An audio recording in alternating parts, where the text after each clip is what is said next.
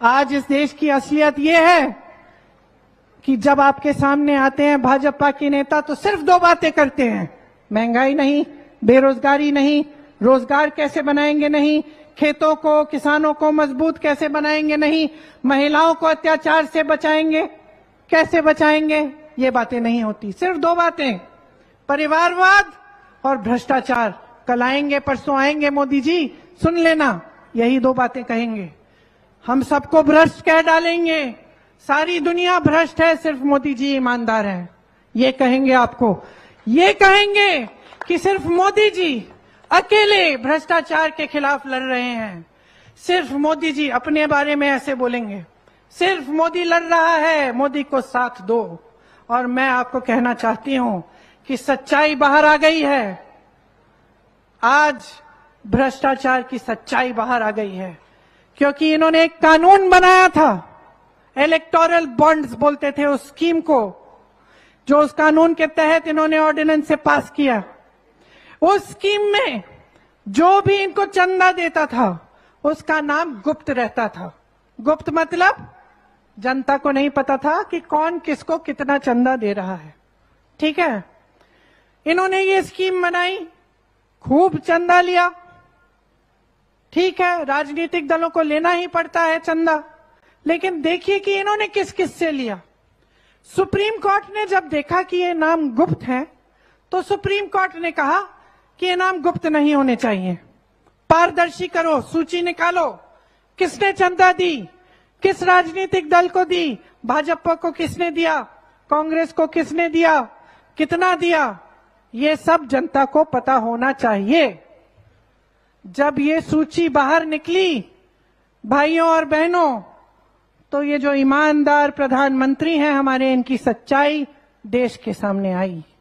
पता चला कि जिस जिस पे छापा मारा था उससे चंदा लिया, चंदा लेने के बाद केस खत्म। जिस जिसको भ्रष्ट कहा था, जिस जिस पे कार्रवाई की थी उससे चंदा लिया, चंदा लेने के बाद कार्रवाई बंद। पता चला कि ऐसी कंपनियों से चंदा लिया जिनका मुनाफा कम था, चंदा ज्यादा दे रही हैं। पता चला कि ऐसी ऐसी कंपनियां से चंदा लिया जिनसे इनको शर्म आनी चाहिए। गुजरात में एक पुल बना, वो पुल गिरा, बनाने वाले से चंदा लिया। सोच लीजिए, इनको कहते हैं कि प्रधानमंत्री ईमानदार हैं, ये सबको भ्रष्ट कहते हैं। इन्होंने ये औजार निकाल लिया है सारे विपक्ष को भ्रष्ट कहने का।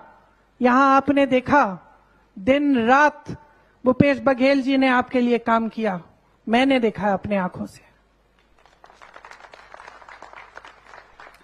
क्या झेला है इन्होंने आपके लिए, आपकी सेवा के लिए, ये शायद आप पूरी तरह से नहीं जानते। इन पे कितने केस डाले गए, इनके कितने लोग गिरफ्तार किए गए, इनको कितना सताया गया, इनके पूरे परिवार को सताया गया। जो बीमार था, जो बुजुर्ग था, जो नौजवान था, सबको सामने बुलाया, छापा मारा, पूछताछ की। हर रोज कोई नया इल्जाम, हर रोज कोई नया आरोप, ये कहकर कि भ्रष्ट है, भ्रष्ट है, भ्रष्ट है। और कह कौन रहा था, कह कौन रहा था? कह वो रहे थे जिस पार्टी के नेता इलेक्टोरल बॉन्ड्स की स्कीम लाए। कह वो रहे थे जो आज सबसे भ्रष्ट साबित हुए हैं। और इतने भ्रष्ट हैं भाइयों और बहनों कि आरोप लगाते हैं। कल मैं बता देती हूं, अगर बघेल जी ने कह दिया ना कि मैं बीजेपी में जा रहा हूं, तो कह देंगे कि ये सबसे ईमानदार इंसान है।